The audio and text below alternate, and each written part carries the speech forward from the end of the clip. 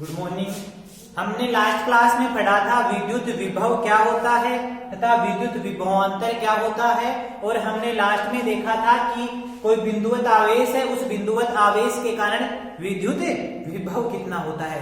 आज हम पढ़ने जा रहे हैं वो है आवेशों के निकाय के कारण विद्युत विभव। आवेशों का निकाय का मतलब है आवेशों का समूह है, उसके कारण किसी एक बिंदु पर विद्युत विभव का मान ज्ञात करना है। वो कैसे ज्ञात करेंगे, हम n आवेश मानेंगे तथा एक बिंदु लेंगे, उस बिंदु पर हम अध्यारोपण के सिद्धांत से आवेश का मान ज्ञात करेंगे, विद्युत विभव का मान ज्ञात करेंगे। तो इसमें क्या मानेंगे, इसमें हमने n आवेश मान लिया, Q1 आवेश है, ये Q2 आवेश है, ये Q3 आवेश है, ये क्या है Qn आवेश है। मतलब आवेशों की संख्या क्या है, n है तथा ये कोई बिंदु P है। इस बिंदु P पर हम इन आवेशों के कारण विद्युत विभव का मान ज्ञात करेंगे। इस Q1 आवेश से इस बिंदु P की दूरी को मैं R1 मान लेता हूं रे। इस Q2 आवेश से P बिंदु की दूरी को R3 मान लेता हूं। Q3 से P बिंदु की दूरी को R3 मान लेता हूं। Qn से P बिंदु की दूरी को Rn मान लेता हूं।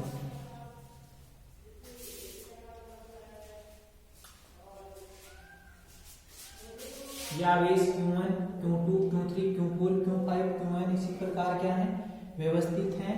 इनसे R1, R2, R3, R4 dash dash Rn दूरी पर कोई बिंदु P है। इस P बिंदु पर हमें विद्युत विभव का मान ज्ञात करना है। वो मान हम किससे ज्ञात करेंगे, अध्यारोपण के सिद्धांत से ज्ञात करेंगे। तो इसमें लिखो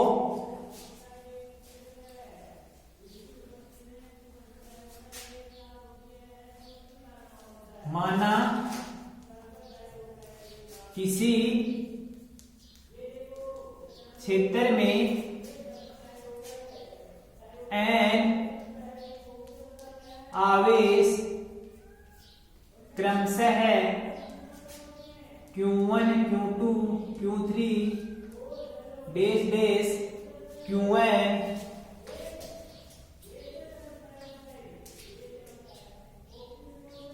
है।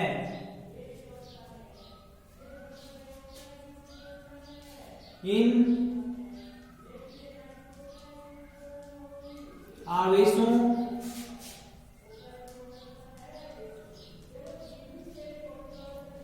से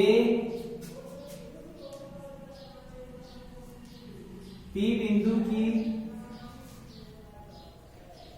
दूरी क्रमशः R1, R2, R3 dash dash Rn है। अतः बिंदु P पर विद्युत विभव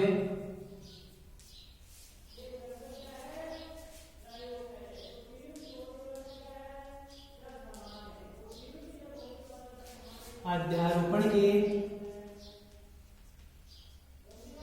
सिद्धांत से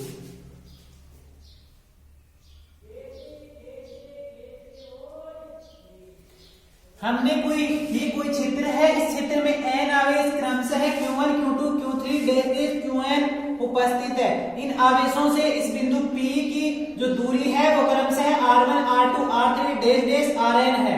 इस बिंदु P पर जो विद्युत विभव ज्ञात करेंगे वो किससे ज्ञात करेंगे, तो हम ज्ञात करने वाले हैं अध्यारोपण के सिद्धांत से रहे।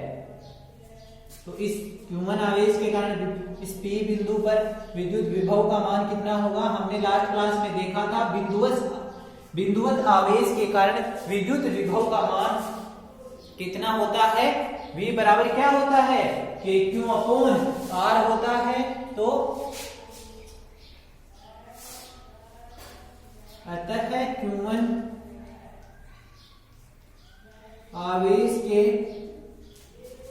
कारण विद्युत विभव Q1 के कारण मैं V1 मान लेता हूं। V1 कितना होगा K Q1 अपॉन R1, जिसे समीकरण नंबर 1 नाम दे दिया। इसी प्रकार हो जाएगा Q2 आवेश के कारण, तो Q2 आवेश के कारण V2 होगा, वो कितना होगा K Q2 अपॉन R2, जिसे समीकरण नंबर 2 नाम दे दिया। इसी प्रकार किससे हो जाएगा Q3 आवेश के कारण, Q3 आवेश के कारण V3 होगा, वो कितना होगा, वो होगा K Q3 अपॉन R3, जिसे समीकरण नंबर 3 दे दिया है। इसी प्रकार Q1 आवेश के कारण, Q1 आवेश के कारण Vn होगा, वो किसके बराबर होगा K Q1 अपॉन Rn, इसे समीकरण नंबर 4 नाम दे दिया। कितना दे दिया, 4 दे दिया।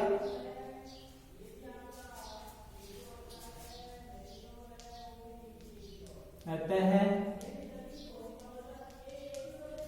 आवेशों के निकाय का कुल विभव किससे ज्ञात करने वाले हैं, अध्यारोपण के सिद्धांत से।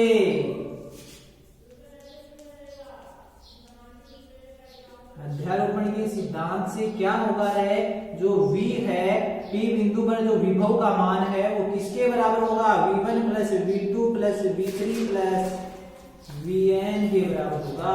इसे समीकरण नंबर कितना दे दिया, 5 दे दिया।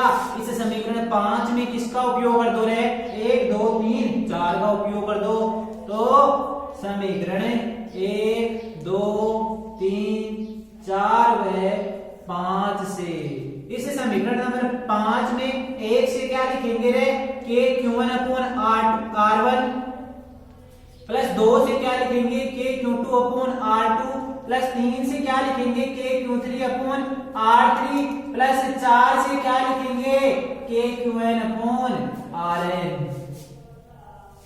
तो यहां से K कॉमन आ जाएगा, अरे K कॉमन आ गया तो क्या बचने वाला है, Q1 upon R1 plus Q2 upon R2 plus Q3 upon R3 plus क्या बचेगा रे, Qn अपॉन Rn।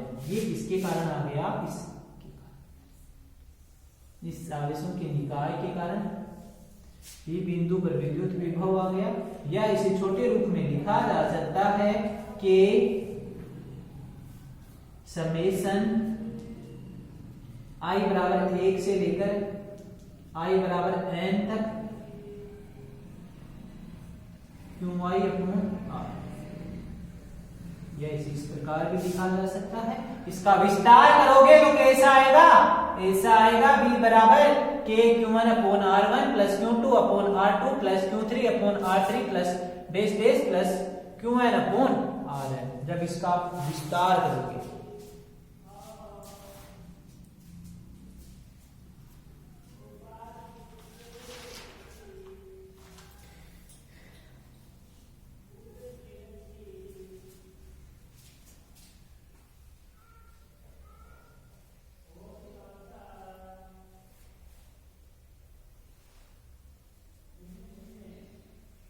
ये हमारा हुआ आवेशों के निकाय के कारण विद्युत। अब हम किसके बारे में देखने वाले हैं, जो विद्युत द्विध्रुव है उसके कारण विद्युत विभव का मान कितना होगा।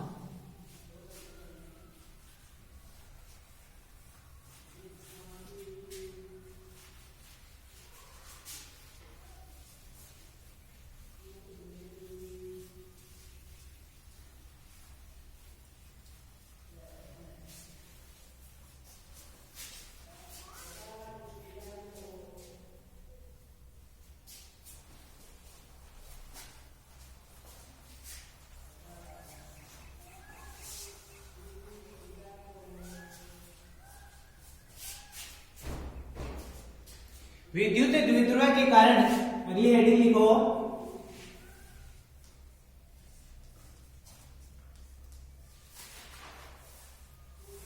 विद्युत द्विध्रुव के कारण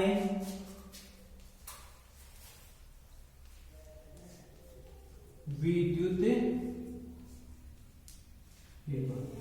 इस हेडिंग में दो नाम है, एक विद्युत विभव है, दूसरा विद्युत द्विध्रुव है। ये हमने फर्स्ट चैप्टर में पढ़ा था, इसके बारे में हम थर्ड चैप्टर में इसकी डेफिनेशन पढ़ी थी। हम देखते हैं कि इसके कारण जो विद्युत विभव होगा उसका मान कितना होगा।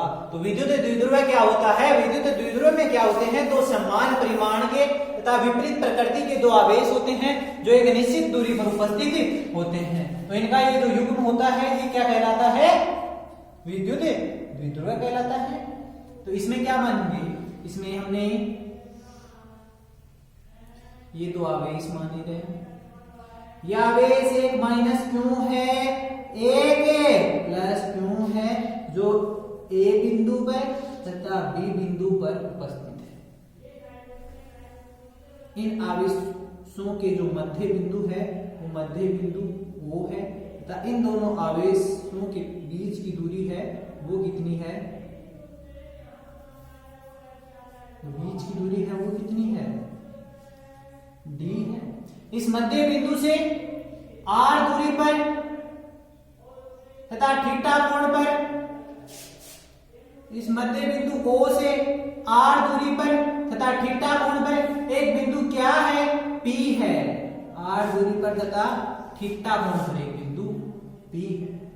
इस बिंदु P पर हमें विद्युत विभव की गणना करनी है, ये हमें दिया हुआ है। इसके लिए हम मानते हैं, माना इस माइनस क्यू आवेश से जो P बिंदु की दूरी है वो दूरी कितनी है? वो दूरी R1 है तथा इस जो प्लस क्यू बिंदु है इस प्लस क्यू से इसकी दूरी कितनी है? R2 है। ये हमने माना है। तो इसमें लिखो दो आवेश माइनस क्यू व प्लस क्यू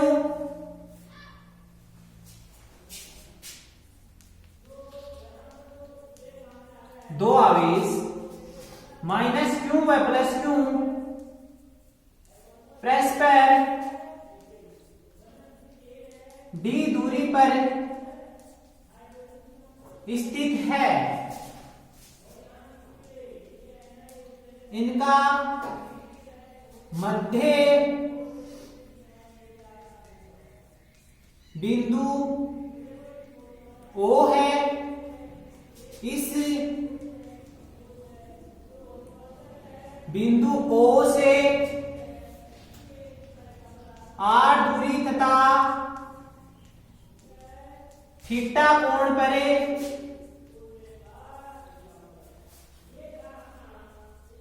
कोई बिंदु P स्थित है। इस पर विभव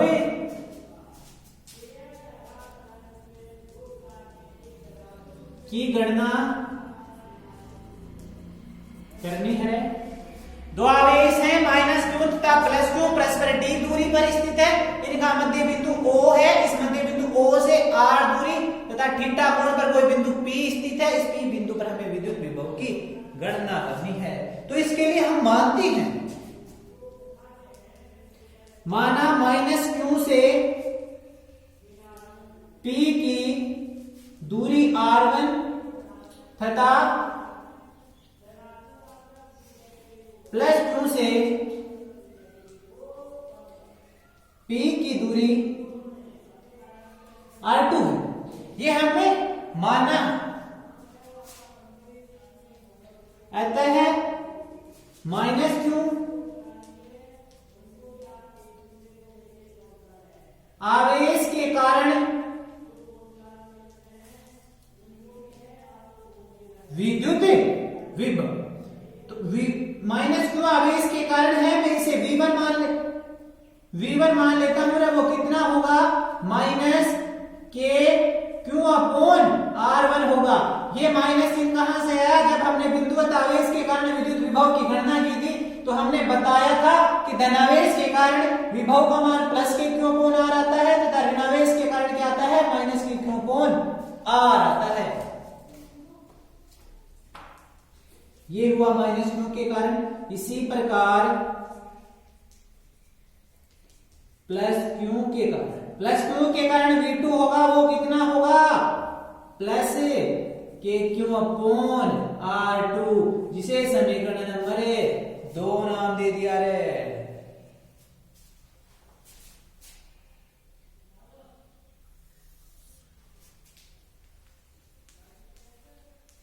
अतः निकाय का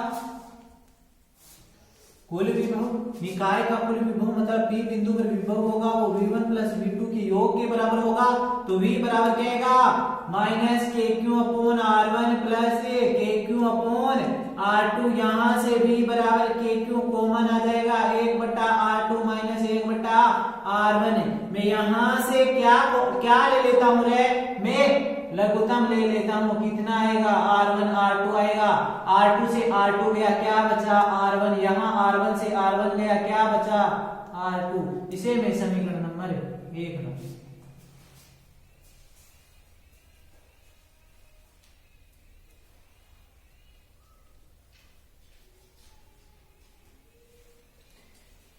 अब इसमें के हमें पता है, क्यों हमें पता है, ये R1 R2 तो हमने माना है। इनका मान ज्ञात करने के लिए क्या करेंगे, R1 में R2 का मान ज्ञात करने के लिए ये जो मध्य बिंदु से इस P को मिलाने वाली रेखा है ना, इसकी मैं लंबाई को थोड़ा आगे बढ़ा देता हूं तथा इस माइनस क्यू आवेश के कारण एक लंब डाल देता हूं और एक लंब डाल देता हूं इस प्लस क्यू आवेश के कारण, जिसे मैं बिंदु दे देता हूं C और D। इस मध्य बिंदु से यहां तक की दूरी कितनी होगी D/2 होगी। ये भी कितनी होगी D/2 होगी। थीटा कोण है, ये कोण भी थीटा हो जाए। हमने क्या किया, हमने R1 में R2 दूरी ज्ञात करने के लिए इस OP रेखाखंड को आगे बढ़ाया। आगे बढ़ाकर इस पर दो लंब डाले, एक लंब तो AD है और दूसरा लंब क्या है BC है। तो इसमें लिखो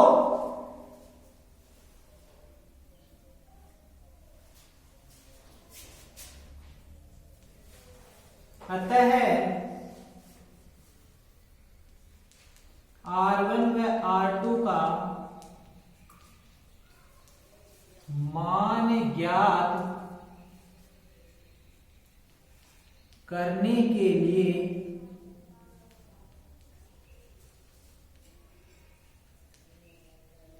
OP रेखाखंड को आगे बढ़ाया तथा माइनस क्यू है प्लस क्यू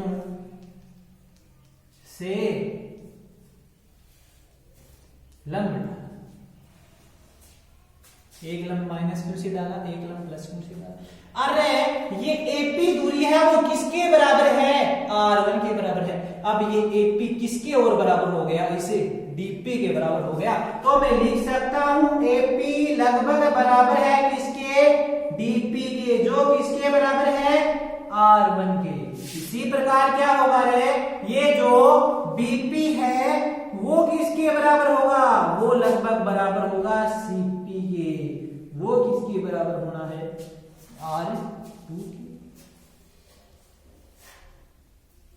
अब हम देखते हैं ये जो DP है, ये DP किसके बराबर है, ये DP बराबर है OP प्लस OD के। OP का मान हमें ज्ञात है, R पर OD का मान नहीं पता। OD का मान ज्ञात करेंगे हम इस समकोण त्रिभुज ADO से। ये क्या हो जाएगा आधार हो जाएगा, ये क्या हो जाएगा कर्ण हो जाएगा। आधार बटा कर्ण क्या हो जाएगा कोस थीटा हो जाएगा। तो यहां से आधार बराबर क्या हो जाएगा रे कर्ण इनटू कोस थीटा। अतः DP होगा वो किसके बराबर होगा, वो होगा OP प्लस OD की, OP प्लस OD की, OP प्लस OD की। ओपी का मान क्या है, ओपी का मान है आर, और इस ओडी का मान कितना है, ओडी का मान हमें नहीं पता। इसका पता करने के लिए हम किस समकोण त्रिभुज की चर्चा करने वाले हैं, एडीओ की। समकोण त्रिभुज एडीओ से क्या होगा, कोस थीटा बराबर क्या हो जाएगा रे, ओडी बटा डी बाई टू, तो ओडी बराबर क्या आएगा, D by two cos theta. OD बराबर क्या आ गया, D by two cos theta आ गया। इस ओडी के इस मान को कहां रख देंगे, हम यहां रख देंगे। तो यहां से जो डीपी का मान है वो क्या आ जाएगा, डीपी बराबर R plus D by two cos theta. इसे समीकरण नंबर 3 नाम दे देते हैं, सॉरी 2। ये किसका मान आ गया, डीपी का मान आ गया। डीपी का मान का मतलब है R1 का मान। इसी प्रकार हम किसका ज्ञात करने वाले हैं, इसी प्रकार सीपी बराबर क्या होगा, सीपी बराबर क्या होगा, ओपी माइनस ओसी, ओपी माइनस ओसी है। अरे यहां से ओपी का मान हमें पता है कितना है, आर है, लेकिन ओसी का मान फिर नहीं पता। तो ओसी का मान पता करने के लिए हम क्या करने वाले हैं, इस त्रिभुज बीसीओ की बात करने वाले हैं। बीसीओ में ओसी क्या है, आधार है, तथा ओबी क्या है, कर्ण है। तो आधार बटा कर्ण क्या हो गया, कोस थीटा हो गया। तो क्या होगा, ओसी बराबर है त्रिभुज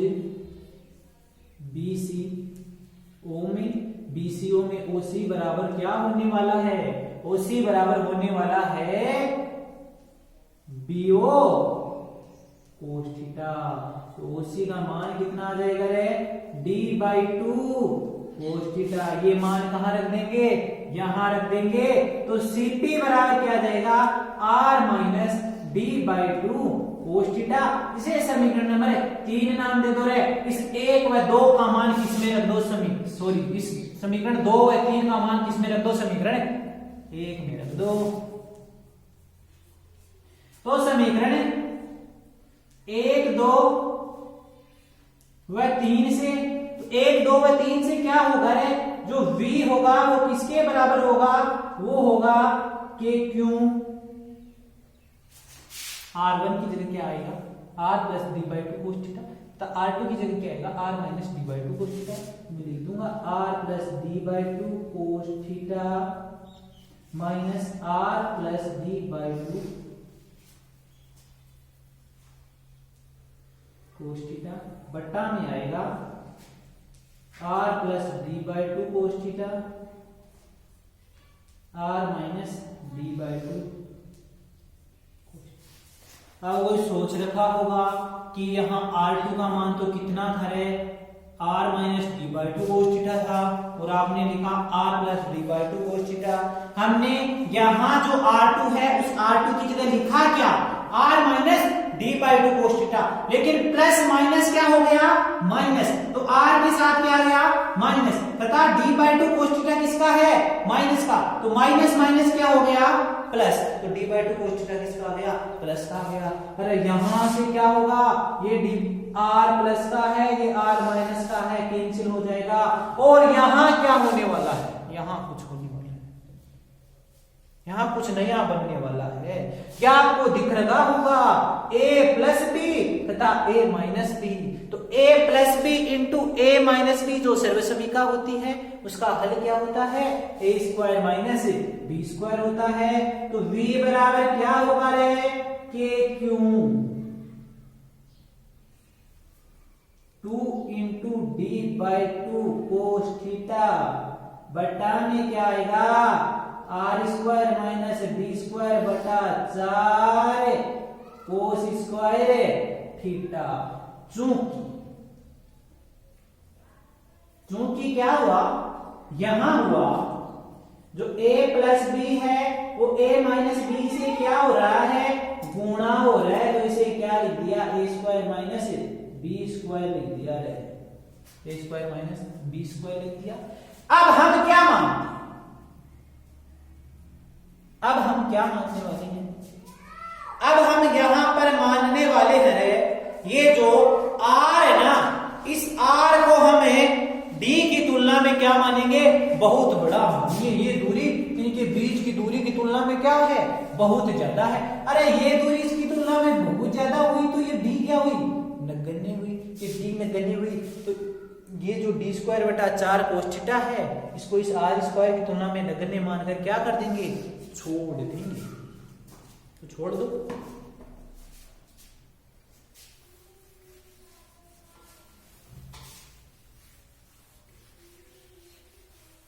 क्या कर दो रे? छोड़ दो। यहां क्या है? यहां है कि जो r है वो d से बहुत बड़ा है, तो d स्क्वायर बटा 4 कोस थीटा r स्क्वायर की तुलना में नगण्य होगा। ये नगण्य होगा तो हम इसको छोड़ देंगे तो v बराबर क्या आएगा रे? k Q d cos theta upon r square आएगा।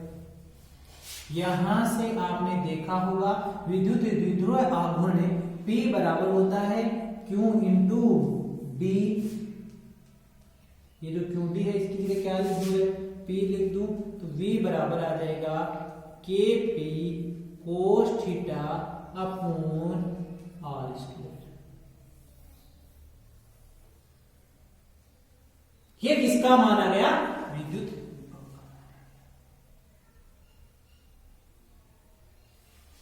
यहां से आपको यदि पूछा जाए कि जो विद्युत द्विध्रुव है उसकी अक्ष पर, अक्ष का मतलब है थीटा का मान कितना होगा? 0। और कोस 0 का मान कितना होता है? 1। तो विद्युत विभव क्या आ जाएगा? KP R स्क्वायर आ जाएगा। यदि पूछा जाए कि विद्युत द्विध्रुव की निरक्ष पर, निरक्ष पर होगा मतलब यहां से भी कितना कोण बनाएगा? 90 डिग्री बनाएगा। ये कोण 90 बनेगा तो यहां क्या होगा? कोस 90 होगा। कोस 90 का मान क्या आएगा? 0।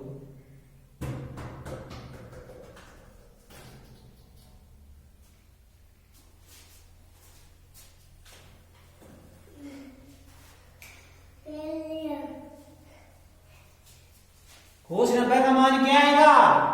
0 आएगा। तो विद्युत द्विध्रुव की निरक्ष पर विद्युत विभव का मान कितना होगा? 0 होगा। यदि इसका सदिश रूप लिखें तो सदिश रूप में आप इसे लिखते हो, इसे r कैप से गुणा कर देना। r कैप से गुणा करोगे तो क्या होगा? r सदिश अपॉन r सदिश का परिमाण होगा। तो परिमाण होगा तो क्या आ जाएगा? v बराबर आ जाएगा k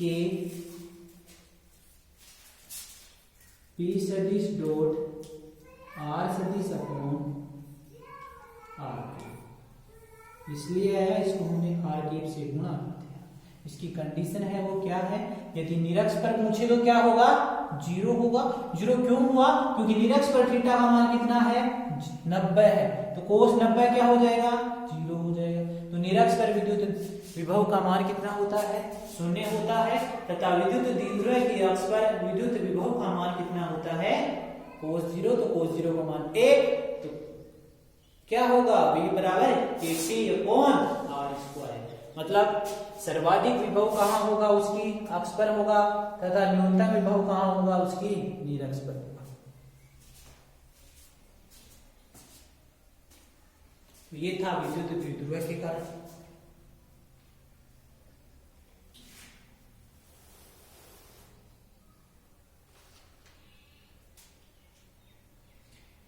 अब हमारा जो नया टॉपिक आने वाला है वो है स्थितिज ऊर्जा।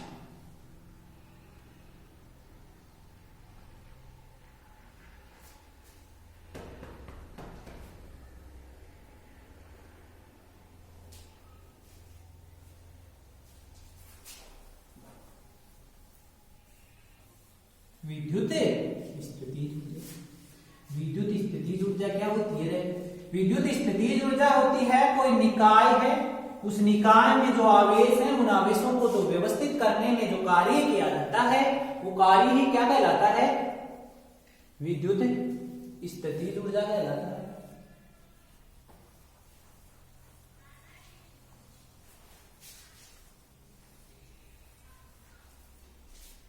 लिखो विद्युत स्थितिज ऊर्जा।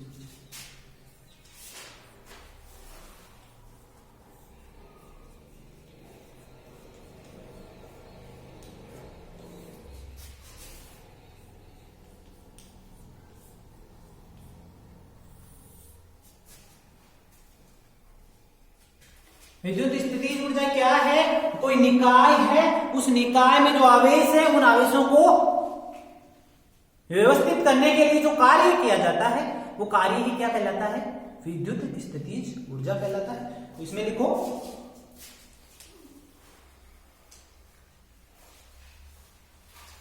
लिखो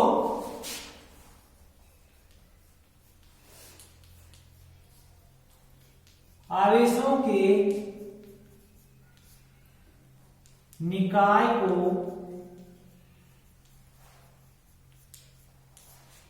व्यवस्थित करने में किया गया कार्य उस निकाय की स्थितिज ऊर्जा कहलाती है। इसमें लिखो यह एक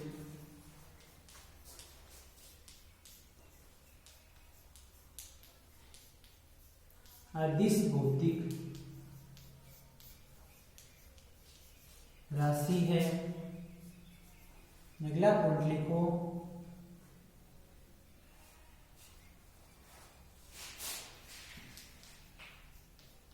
इसका SI मात्रक क्या होता है, जूल होता है।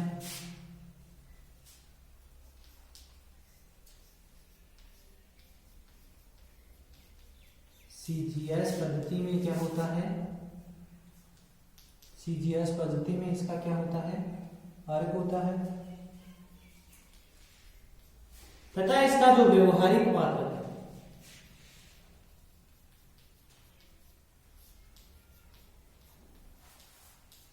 वो क्या होता है, इलेक्ट्रॉन वोल्ट होता है।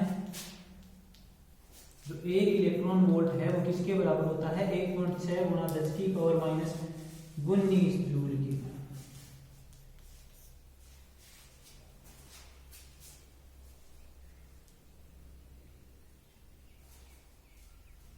अब जूल है तो इसकी बीमा क्या होगी रे, कार्य का मात्रक भी क्या होता है, जूल होता है। जूल बराबर क्या होता है, बल गुणा विस्थापन होता है, न्यूटन गुणा मीटर होता है। इसकी बीमा हो जाएगी m1L2T-2, ये इसकी बीमा होगी। और जो एक अर्घ है वो किसके बराबर होता है, 10 की पावर माइनस 7 जूल। विषय में यदि अर्घ दिया हुआ हो जूल में चेंज कर सकते हो, इलेक्ट्रॉन वोल्ट दिया हुआ हो जूल में चेंज कर सकते हो।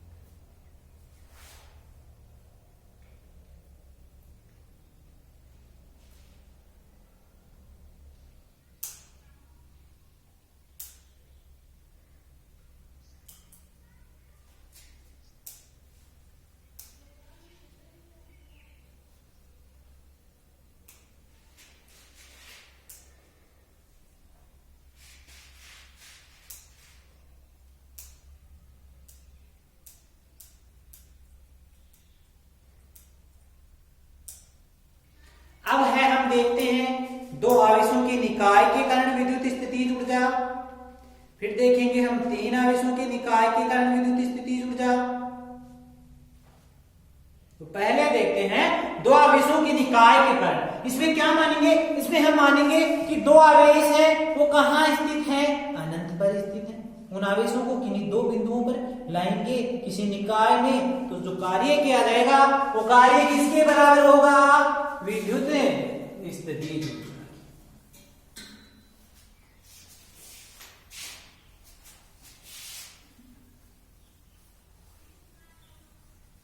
हेडिंग लिखो,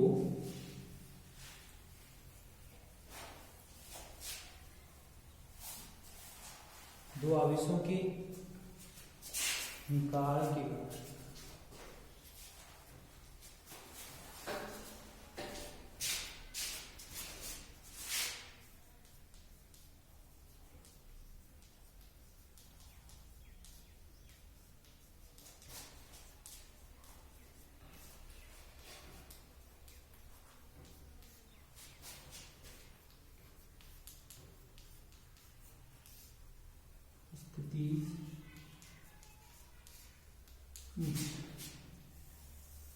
निकाय कितने आवेशों का है, दो आवेशों का है।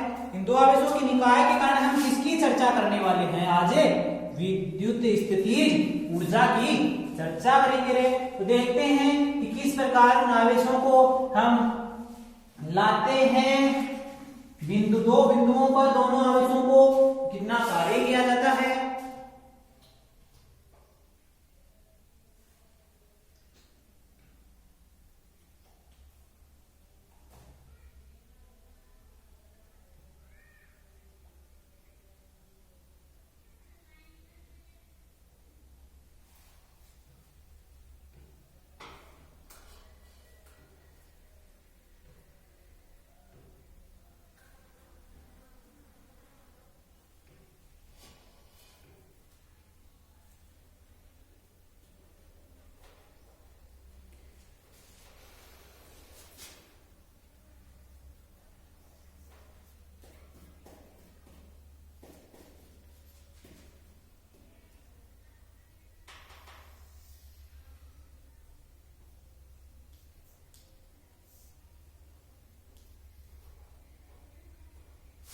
ये क्या है, दो आवेश Q1 व Q2 है जो कहां स्थित है,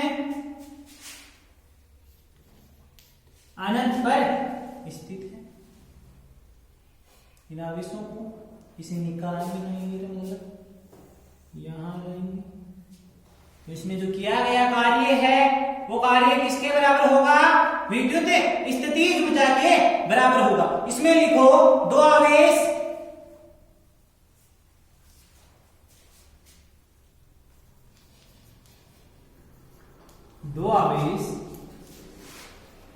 Q1 व Q2 एक निकाय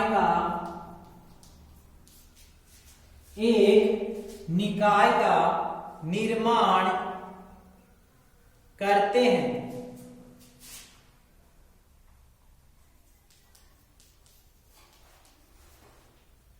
निर्माण करते हैं, इसके लिए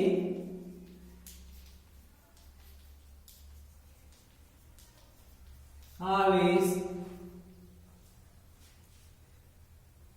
Q1 को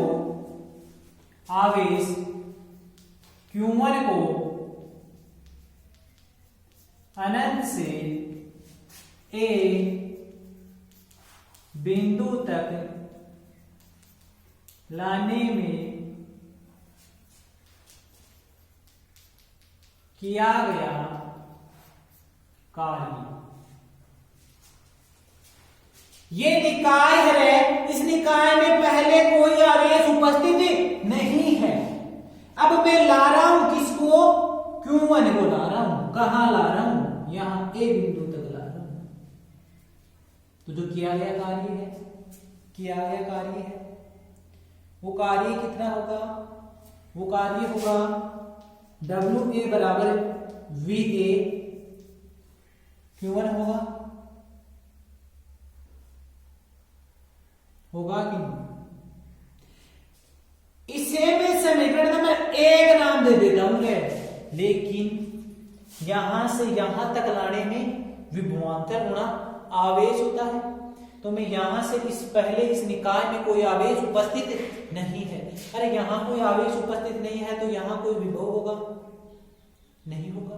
अनंत पर हम विभव का मान क्या मानते हैं? शून्य मानते हैं। तो वहां VA का मान क्या आएगा? शून्य आएगा।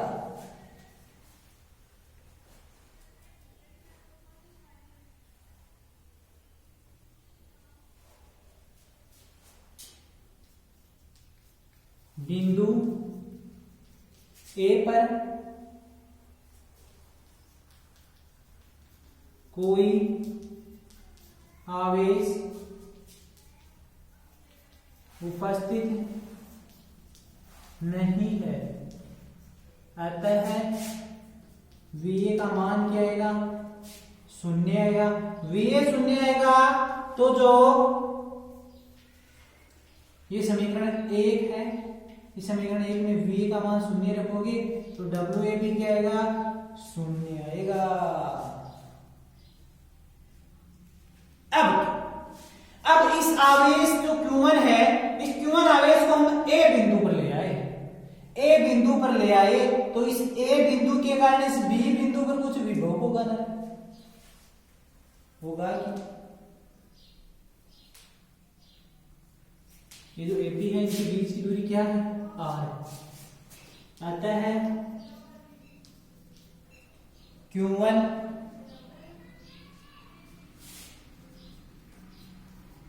आवेश के कारण R दूरी पर अर्थात बिंदु P पर R दूरी पर स्थित बिंदु B पर विभव, बिंदु B पर विभव जो V है उसका मान क्या है? K Q1 upon R। इसे समीकरण नंबर 2 नाम दे दिया। ये कार्य था Q1 आवेश को यहां लाने में। अब देखते हैं इस Q1 2 आवेश को। इसी प्रकार Q2 आवेश को अनंत से B बिंदु तक लाने में किया गया कार्य WB बराबर क्या होगा? VB। Q2 इसे समीकरण नंबर 3 नाम देता हूं, तो समीकरण 3 में 2 का मान रख देता हूं। समीकरण 3 में 2 से WB बराबर किया जाएगा K Q1 R into Q2। इसे समीकरण नंबर 4 नाम देता हूं। इसे समीकरण 4 नाम दे देता हूं रे। अतः निकाय का कुल कार्य W बराबर होगा WA प्लस WB के। WA का मान कितना है? 0 है, तो W बराबर क्या होगा? 0 plus K Q1 Q2 upon R। अब ये जो कार्य है वो कार्य किसके बराबर होगा? विद्युत स्थितिज ऊर्जा के बराबर होगा। तो यूं बराबर क्या आएगा रे? K Q1 Q2 upon R। इससे आपने क्या देखा? इससे आप देख रहे होंगे कि जो 2 आवेश हैं वो दोनों आवेश यहां शामिल हो रहे हैं। मतलब स्थितिज ऊर्जा में इसके सूत्र में कितने आवेश शामिल होंगे? एक साथ 2 आवेश। यदि 3 निकायों की होगी, यदि निकाय में 3 आवेश हैं तो 3 निकायों की ज्ञात करने के लिए हम क्या करेंगे? 2-2 के जोड़े बनाएंगे। कितने? 2-2। फिर हम स्थितिज ऊर्जा ज्ञात। तो ये थी 2 आवेशों के निकाय के कारण स्थितिज ऊर्जा।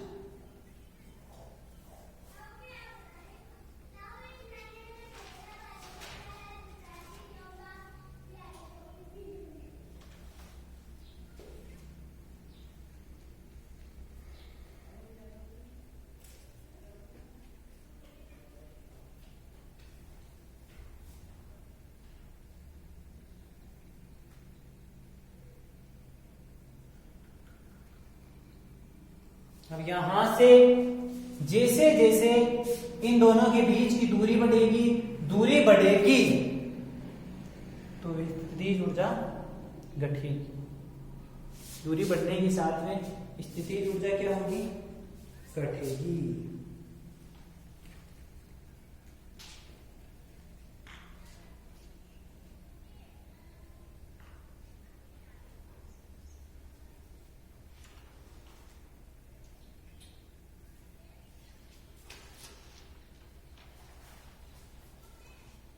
तो ये था दो आवेशों के कारण विद्युत स्थिति ऊर्जा। इससे अगला हम नेक्स्ट क्लास में पढ़ेंगे।